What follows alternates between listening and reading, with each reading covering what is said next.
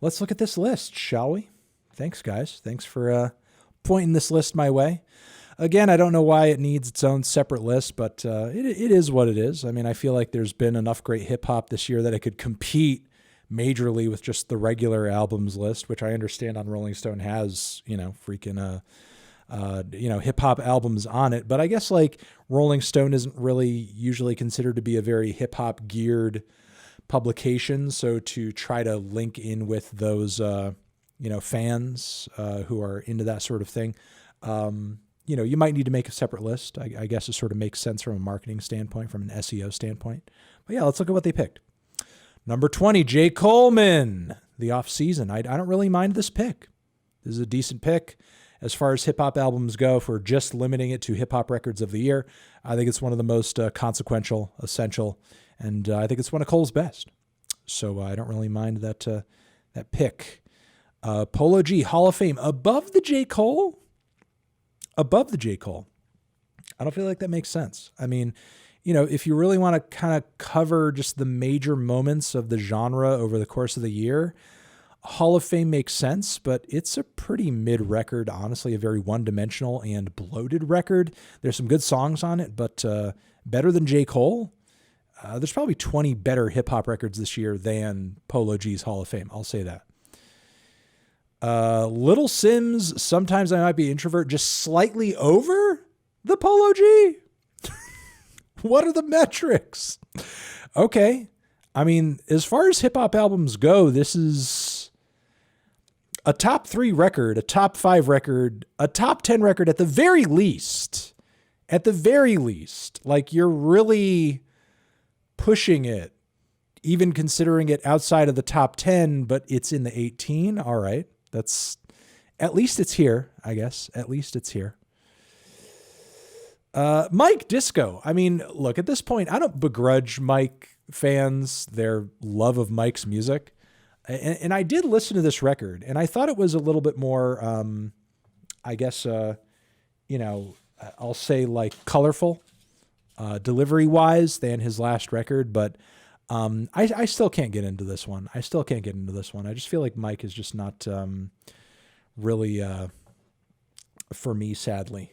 I just find his ways of, I guess, telling stories and painting pictures lyrically to be a bit too disjointed, and vocally, I just find him to be so uncharismatic and just not really easy to tie in with emotionally, because everything just seems so flat and so neutral and so understated in kind of, I guess, like a way that I just don't really get too much out of. But, if you guys are loving it, and if the Mike fans are loving it, I think it's all well and good. That's fine. I still stand by my comments on his last record. And, I still think it's pretty annoying on his last record. Now, some people sort of took my thoughts on his connections to Earl as, being more than what I had stated them to be. But it is what it is. I'm not really a big fan of the record. We have Ken the Man. What's My Name? I didn't hear this record. Hopefully it has bops on it. I mean, I'm not going to comment. I don't know if this record's good. I don't know if it's bad. Maybe it's full of bangers. I really don't know. But I'm going to have to look up Ken the Man. Maybe it's got some bops on it. Big Ken, a 27-year-old Gemini who isn't afraid of what she wants. The sex-positive cut, Anat, finds Ken's versatile wordplay in a dance with her penchant for seduction. It kind of reads like, and this is not a, slight against the record. This kind of reads like something out of American Psycho. Have you heard the new Ken the Man record? Well, where she introduces herself as Big Ken, she's a 27-year-old Gemini who isn't afraid of what she wants. The sex-positive cut Anat finds Ken's versatile wordplay in a dance with her penchant for seduction. Very poggers, indeed. Very poggers. Saw Baby, do it for a Demon. Better than Sometimes I might be Introvert. Okay. I mean, again, not an artist I'm crazy about personally, but if you're into it, you're into it. Maxo Cream. Wow. I feel like everything I'm seeing so far is just like better than sometimes I might be introvert. I mean, I guess I'm a little lost because as far as like rapping ability, storytelling ability, or like distinction and recognizability, the Maxo Cream has like little to nothing. It has some great production and some decent hooks here and there, but I'm not crazy about the Maxo Cream. Like, it's got some good moments, but like it's also pretty generic a lot of the time too. I'm very on the fence with this one. Yay, FKA, Kanye. Wow, they respected the yay. They respected the yay. But FKA, Kanye West, Donda. Decent record. I think it's pretty good. I think it's one of Kanye's better in a while. Certainly better than Jesus is King. It's got some good cuts on there, got some great cuts on there. And, if you want to celebrate it as one of the best hip hop records of the year, I think that's fine. It's a creative record. It's a big record. No, Young Thug Punk over Sims and over Donda and over J. Cole. This was not a great record. Like, it had some great tracks to start, and he laid the foundation of a cool LP in terms of like, hey, it's going to go in an acoustic direction. It's going to go in a singer-songwriter direction.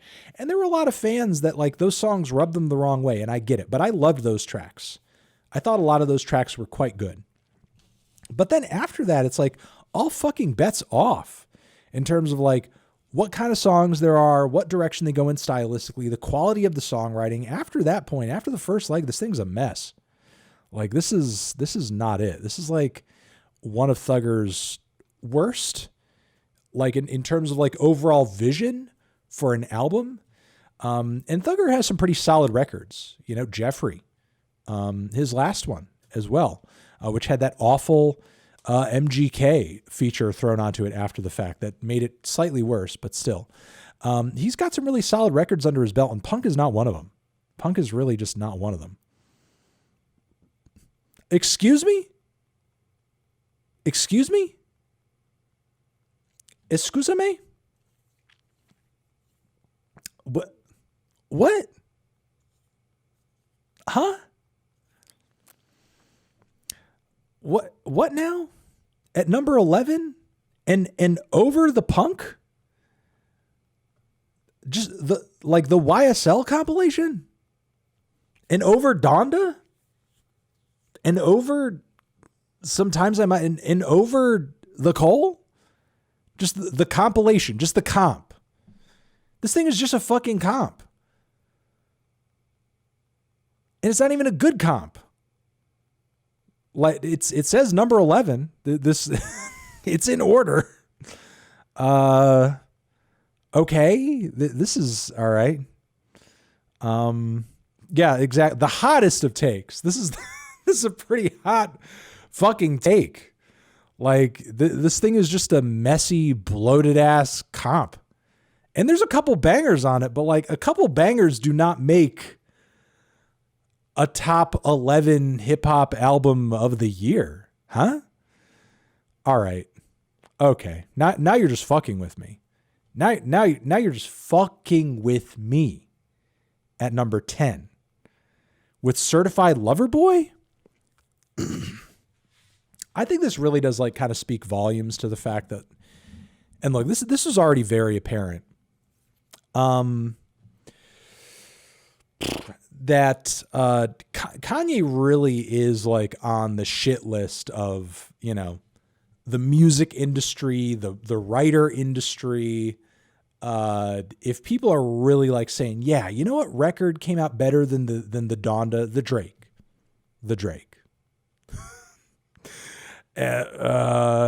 Yeah, this record is honestly, and look, it's got a few bops on it. It's got a couple of moments that are okay, but like as an album overall, it's boring. It's boring as sin. It's boring as sin. This just feels wrong. This feels like, what do we even say here? Is it Drake's best album? Well, no.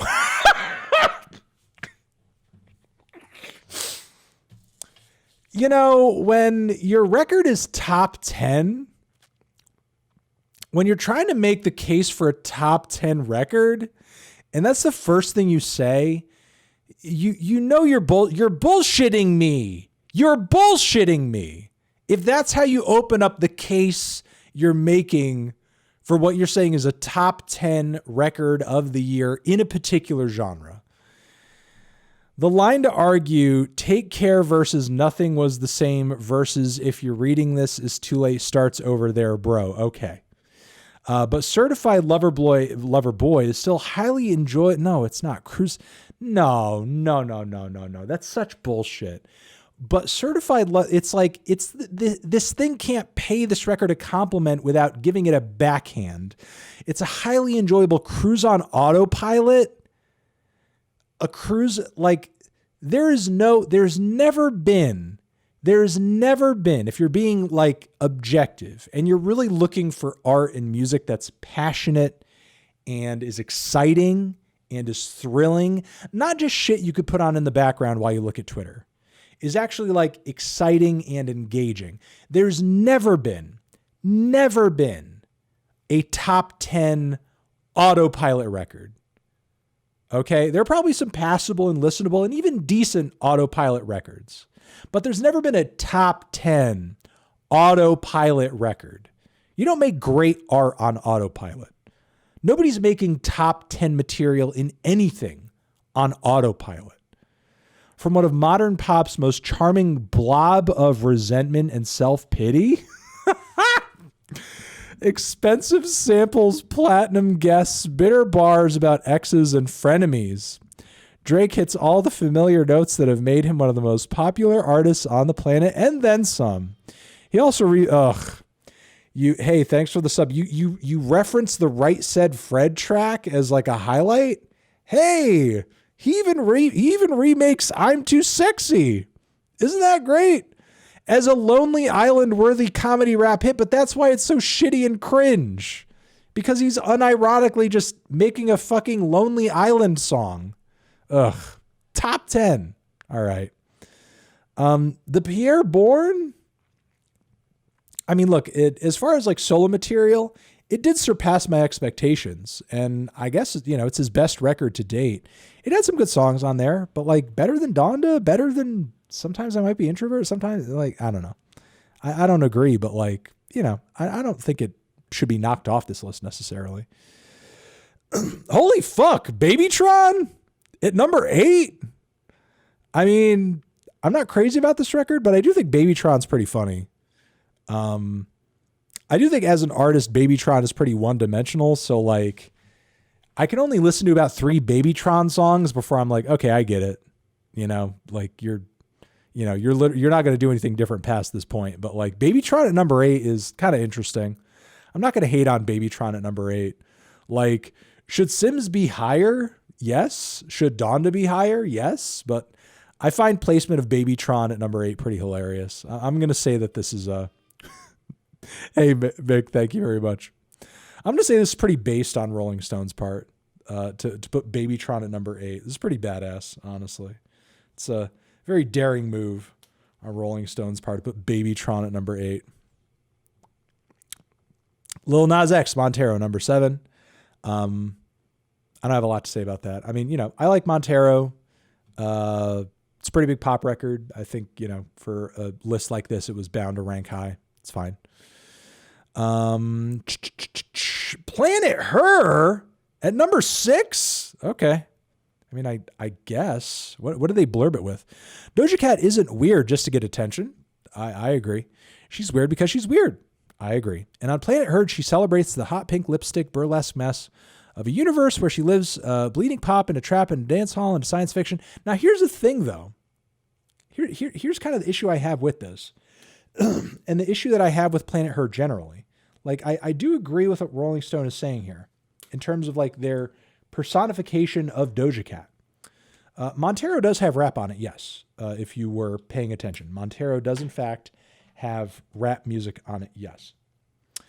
But here's my issue with Planet Her. Like, for Doja Cat, for what we know of Doja Cat and like the music that she's dropped in the past and like some of her best stuff and some of her banger stuff and what we know of, like, you know, her artistic and personal energy, Planet Her is very safe. It's a very safe record. It's not a weird record. Like, the record doesn't really reflect her weirdness all that much outside of like a couple tracks.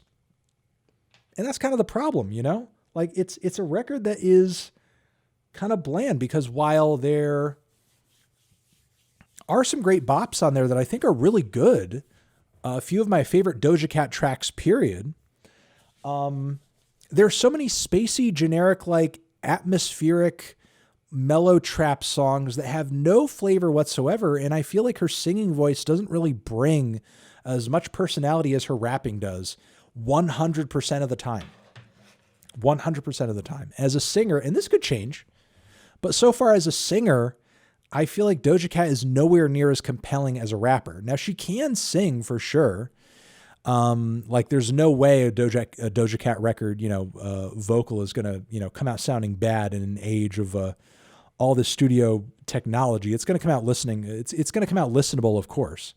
But, you know, as a singer, she's not very convincing. She doesn't have a whole lot of, I guess, like spice, flavor, emotional weight or conviction in her singing. It's just very airy and bland and very, like, you know, wallpaper as far as like vocals go. And Planet Her, in my opinion, was just way too loaded with those tracks. Like, for sure, it had some bops. It did have some weird moments that were great, but it had a lot of bland cuts too. Too many bland cuts. Megan Thee Stallion, Something for the Hotties. You know, I didn't, I don't mind this getting placed here because I have heard good things about it. I didn't listen to it myself because it was, you know, like kind of a compilation. But I know Megan has some bangers in the vault. Like, I have no doubt that it's good. I have no doubt that it's listenable. I have no doubt that it has some great cuts on it. I just didn't listen to it because, you know, again, it was like a archival thing, and I was just, you know, reviewing other records at the time. And, but, you know, for like a top 20 list of hip hop projects of the year, 5 seems a little high for, again, like an archival thing. But again, they put like the YSL compilation at number freaking 11. But, you know, whatever. But again, for sure, love Megan, respect to Megan. And I'm sure there are some bangers on this thing for sure. I have heard good things. I just haven't, you know, listened to it enough to review it. Wow. Hey, number 4, Bo Jackson. Boldy James, Alchemist. That's a cool pick. That's a based pick, ranking pretty high. And for sure, there's some great tracks on this thing. There's some really good tracks on Bo Jackson. This is a pretty convincing project from both of them. So I don't mind this placement at all. Number 4 is a pretty high slot for Bo Jackson. But like, if you can see the beauty and significance of Bo Jackson, like why rank Simbi so low? You know? Like, if you value artistry in hip hop and, you know, alternative appeal, you know, Simbi has kind of it all, really, but whatever. We have number 3, Tyler. I think Tyler ranking high here was bound to happen. I mean, you know, this record has everything: the songs, the production, the mainstream appeal, and the cool kid cred, all wrapped up into one record. It's a great record. So, you know, can't really go wrong. Makami, Pray for Haiti. Wow. These guys are really on the low key underground head shit with the Makami, with the mic, ranking so high. Pray for Haiti. It's a good one. I didn't really, you know, think, anything too negative about Pray for Haiti. There were a lot of good cuts on it. I don't really, you know, get that into the, recent record that he dropped, you know, the 20-minute one, the short one that sounded like he was rapping on a gamer headset. I wasn't too into that one, but this one I thought was a, you know, a pretty good one, and, you know, certainly worthy of placement on a list like this.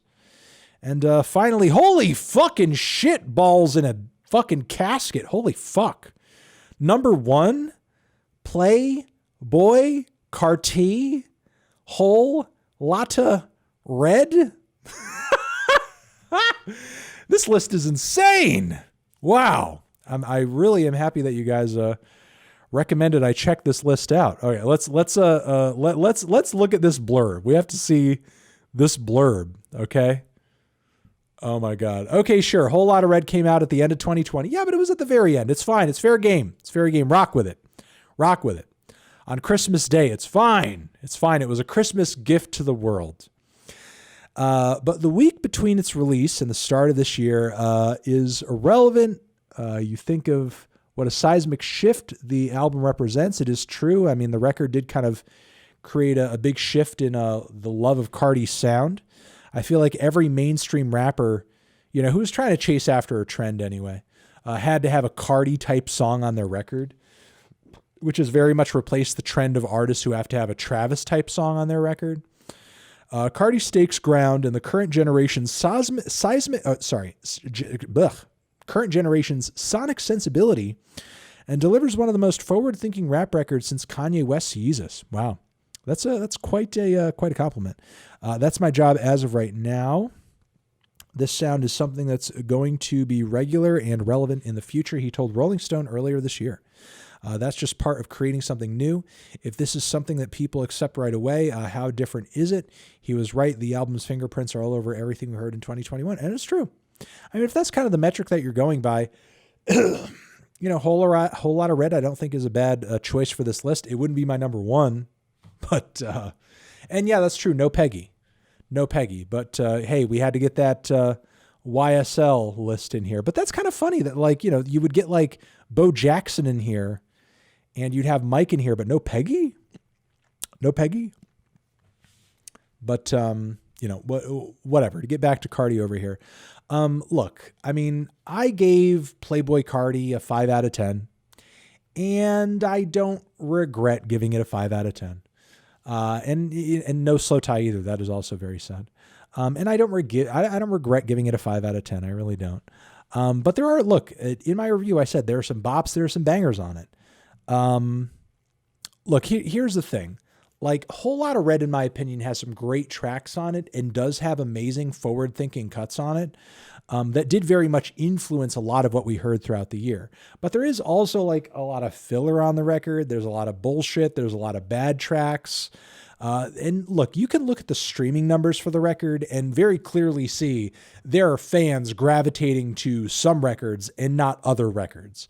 When I say records, I mean songs, gravitating to some tracks and not other tracks. Like, clearly there are some songs that are getting played to fucking death. And the record isn't being enjoyed, just by getting streamed all the way through front to back over and over and over all the time. Like, people are kind of picking out their favorites and just kind of listening to those. And those are the songs and those are the aesthetics that are really kind of like, changing things and are causing ripples and causing waves. And, it's unfortunate that I guess albums are kind of still released in the same old way, or that artists are sort of able to, or kind of pressured to, release as many tracks as possible onto a single record and kind of bloat it out in a way that makes it kind of a mess to listen to as a whole. But, even with Cardi kind of like falling short of crafting, a perfect singular multi-song experience, what he's done aesthetically and sonically and musically on some of the most significant tracks on this record is still a really important feat, and still has influenced a lot of people, and is still a signifier of a new sound, new wave. And, it's something that he already had the ball kind of rolling on with Die Lit. I feel like when Die Lit came out and that hit as hard as it did, the writing was already on the wall. I mean, honestly, by the time that a Whole Lot of Red came out, like Playboy Cardi's current day influence was already kind of like, cemented. Whatever he put out was only going to add to it. And the fact that there are some like very hot and very popular tracks on this record is really just kind of, solidifying what was already true at the time that the album came out. The thing is, like, if Playboy Cardi didn't already have this influence, people wouldn't have been demanding the fuck out of this record to begin with. Like, the demands for this LP up to the point where it was released were insane. We're getting out of hand, frankly. So again, I think the influence and the importance was already there. The record just kind of solidified it, even if it was like, as an overall experience, not as solid and consistent as Die Lit. So yeah, it's a cool record to include in the list. Again, not my number one, not one that I would say number one, but I can't disagree with the record's importance and influence. But thank you very much for recommending this list, it was kind of fun to go through because there were some awful ones for sure. Some awful picks on this one. And no YB, YB better. Thank you very much for watching this clip on TND Streams. To see more, subscribe to the channel and also click on the video link next to my head. Also, make sure to check out our other YouTube channels linked down below to see everything else we do week to week. And yeah, that's it. Anthony Fantano, forever.